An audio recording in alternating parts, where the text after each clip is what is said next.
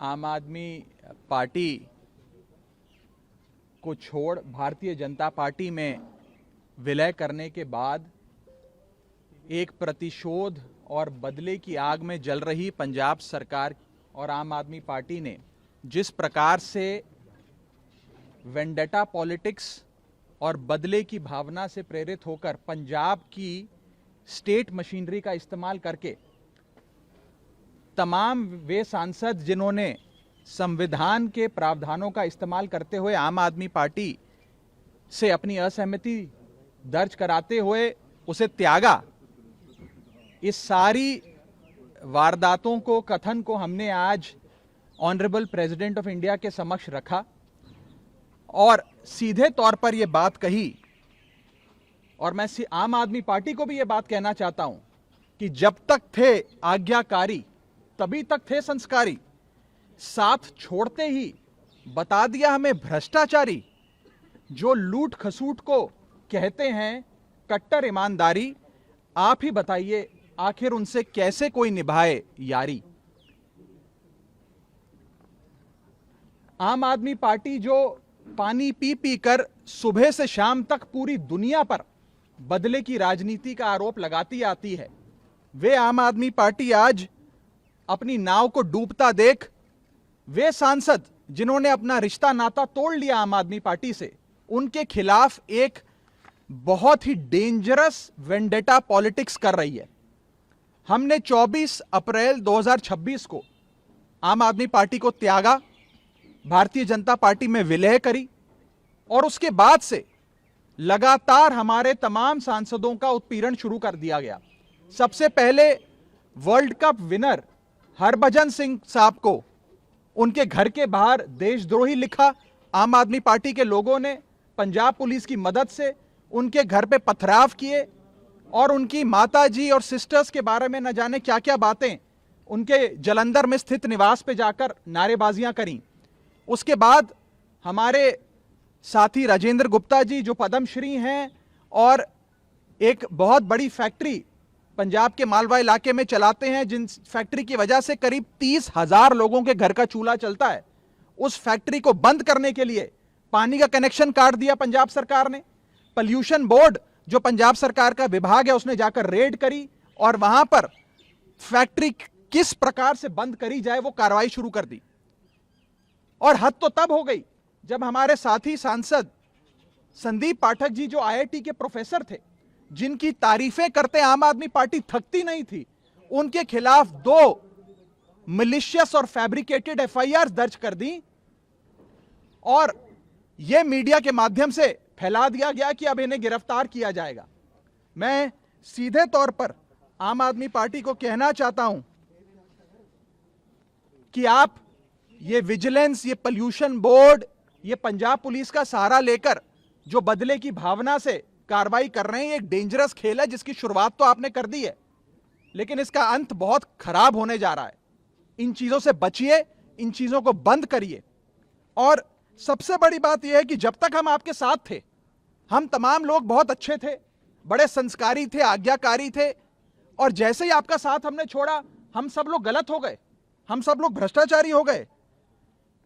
सूत्रों के मुताबिक यह बताया जा रहा है कि अगला टारगेट मैं होऊंगा। अब ये मेरे पर भी कोई कार्रवाई करने जा रहे हैं। मैं पहले ही आप लोगों को सूचित कर देता हूं कि कोई मनगढ़ंत मुकदमा ये लोग अवश्य मेरे खिलाफ बनाने का भी प्रयास कर रहे होंगे, क्योंकि इन्होंने हर संभव प्रयास करा कि हम सबकी छवि को भी खराब किया जाए। पंजाब सरकार ने जिन एजेंसियों को हायर किया, बंबई में स्थित जिन एजेंसियों के माध्यम से सोशल मीडिया पर हमें धमकियां दी जा रही हैं, हमारे साथ गाली गलौज किया जा रहा है, हमारे परिवार के बारे में न जाने क्या क्या बोला जा रहा है, पूरे तरीके से पंजाब सरकार की एजेंसीज का, पंजाब सरकार के पैसे का दुरुपयोग कर आम आदमी पार्टी इस प्रकार से गंदा खेल रच रही है। इसीलिए मैंने कहा था कि आम आदमी पार्टी में एक टॉक्सिक वर्क कल्चर है और भ्रष्टाचार और कॉम्प्रोमाइज लोगों के हाथ में, भ्रष्टाचारी और कॉम्प्रोमाइज लोगों के हाथ में आम आदमी पार्टी पूरी तरीके से फंस कर रह चुकी है। ये जो ये पॉल्यूशन बोर्ड के नोटिस हैं या एफआईआर्स हैं, वो इतने फ्रिवलियस हैं that they are not worth the paper they are written on. Judiciary में इन तमाम दस्तावेजों को फाड़ कर फेंक दिया जाएगा, लेकिन जिस प्रकार से मशीनरी का, सरकारी मशीनरी का दुरुपयोग हो रहा है, यह आज आप सबके सामने आना बहुत जरूरी था। मैं अंत में बस इतना ही कहना चाहूंगा कि आम आदमी पार्टी के पास एक राज्य में सरकार है और एक राज्य की पुलिस है।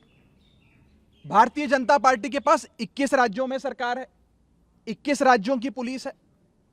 आप जो एक गंदा खेल शुरू कर रहे हैं प्रतिशोध का, बदले का, वो कहां जाकर रुकेगा उसकी कल्पना भी आप नहीं कर सकते। इससे बचिए। और अंत में मैं बस पंजाब सरकार के अधिकारियों को भी कहना चाहूंगा कि आप सब बहुत सम्मानित लोग हैं। इनके आम आदमी पार्टी सरकार द्वारा जो आपको डराया जा रहा है, नेताओं द्वारा डराया जा रहा है, ओएसडीज द्वारा डराया जा रहा है कि आपका तबादला कर देंगे, आपको सस्पेंड कर देंगे अगर आपने हम 6-7 लोगों के खिलाफ कार्रवाई नहीं करी। मैं उन अधिकारियों को भी कहना चाहता हूं कि आप उनकी धमकियों से डरिए मत। आम आदमी पार्टी की पंजाब सरकार चंद महीनों की सरकार है। अब उनका बहुत जल्द पंजाब से सफाया होने जा रहा है। उसके बाद ये तमाम लोग शताब्दी में बैठकर दिल्ली पहुंच जाएंगे। तो इनके डर और इनकी धमकियों से आप बिल्कुल भी अपने आप को इन्फ्लुएंस मत होने दीजिए।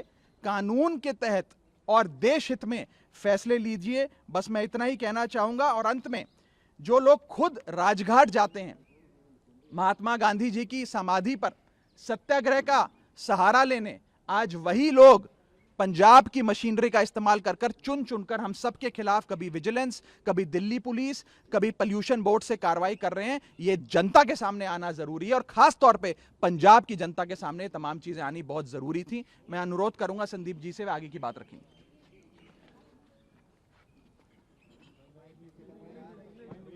हम सारे लोग आम आदमी पार्टी से इसलिए जुड़े थे कि इन्होंने इस देश को एक सपना दिखाया था कि एक नई राजनीति की शुरुआत कर रहे हैं, एक ईमानदार राजनीति की शुरुआत कर रहे हैं।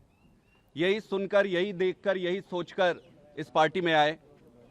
यहाँ रहते हुए अपनी सैद्धांतिक कारणों से कई सारी विसंगतियों को देखकर पार्टी बदलने का फैसला लिया, जो संविधान ने हमें जो अधिकार दिया है उसके आधार पर। इस बात से डरकर, घबराकर जो आम आदमी पार्टी अभी एफआईआर कर रहे हैं, फैक्ट्रियों में छापे मार रहे हैं, फर्जी एफआईआर के द्वारा डराने की कोशिश कर रहे हैं। मेरे बारे में इन्होंने 2 दिन चलाया, बता रहे हैं कि कई सारे लोग रेडी करके रखे हैं कि आप वहां जाओगे तो आप पर एफआईआर करेंगे। तो मैं कहना चाहता हूं, आप करो एफआईआर और फिर पीछे मत हटना उससे। हम लड़ेंगे कानूनी। मेरा यह मानना है कि आप जनता को और अपनी सरकार को एक ही तरीके से बचा सकते हैं और वो है अपने अच्छे काम। इन सारी गंदी चीजों से, इन सारे हथकंडों से आप सरकार नहीं बचा सकते। आपको अगर सरकार बचानी है, सरकार चलानी है, आपको सत्ता चाहिए तो आपको काम करना पड़ेगा। आप ईमानदारी से काम करिए, आपको कोई नहीं रोक रहा है। लेकिन इस तरीके से झूठे और फर्जी अगर एफआईआर करके अगर आप सोचोगे कि रोक लोगे तो यह संभव नहीं है। सर पर कफन बांधकर निकले और जो देश हित में सही है, जो देश के लिए सही है, वही कर रहे हैं। Thank you. संदीप जी, राघव आप बताइए, आपसे आपकी की मांग क्या थी? राष्ट्रपति से उन्होंने क्या आश्वासन दिया है? थोड़ी देर में भगवान मान भी आने वाले हैं। महामहिम राष्ट्रपति जी से हमने जो कुछ दिनों में जो चल रहा है उसके बारे में बताया और उन्होंने हमें आश्वासन दिया कि संविधान के तहत जो भी प्रोटेक्शंस है, संविधान के तहत सारी मदद दी जाएगी। सर, सीएम आ रहे हैं, सारे एमएलए को लेकर आ रहे हैं, उन्हें रिकॉल करना है। क्या ये देखिए, हमने ऑनरेबल प्रेसिडेंट ऑफ इंडिया को ये तमाम जो वेंडेटा पॉलिटिक्स की वारदातें हैं उनसे अवगत कराया और उन्होंने साफ तौर पर यह कहा कि वे स्वयं भी और भारत का संविधान भी हमें पूरी प्रोटेक्शन देगा। उनके शब्दों में बता रहा हूँ, बाकी जो विस्तार से बात हुई वो हमारे बीच की है। जहाँ तक पंजाब के माननीय मुख्यमंत्री की बात है कि वे भी आज आ रहे हैं, उनका अधिकार है, वे आए। लेकिन मैं बस इतना ही कहना चाहता हूँ कि पंजाब सरकार का जिस प्रकार से मिसयूज और अब्यूज़ हो रहा है मशीनरी का, वो बहुत गलत है, गैर संवैधानिक है और पंजाब के लोग इसे कभी स्वीकार नहीं करेंगे। मैं आपको स्पष्ट बताऊं, जब से खास तौर पे राजेंद्र गुप्ता जी पर, जो एक वहाँ के नामी बिजनेसमैन हैं, उन पे उनकी फैक्ट्री को बंद करने की और उन पर FIR करने की कोशिशें हुई हैं, तब से पूरे पंजाब की व्यापारी कम्युनिटी, बिजनेस कम्युनिटी आहत है। वो ये सोच रहे हैं कि अगर एक शख्स जिसने अपनी असहमति दर्ज कराई, लोकतांत्रिक तरीके से कॉन्स्टिट्यूशनल प्रोविजंस का इस्तेमाल करते हुए 2/3 सांसद अगर एक पार्टी से अपना नाता तोड़ लेते हैं, उसके बाद अगर इस प्रकार का वेंडेटा अनलीश किया जाता है, तो पंजाब में कोई भी बिजनेसमैन सेफ नहीं है, कोई भी व्यापारी सेफ नहीं है, इनफैक्ट कोई भी नागरिक सेफ नहीं है। लोगों के मन में एक डर है, एक भय है और पंजाब सरकार के प्रति नफरत है। जितनी जल्दी मानयोग CM साहब और पंजाब के अधिकारी ये बात समझ जाएं, उतना अच्छा है।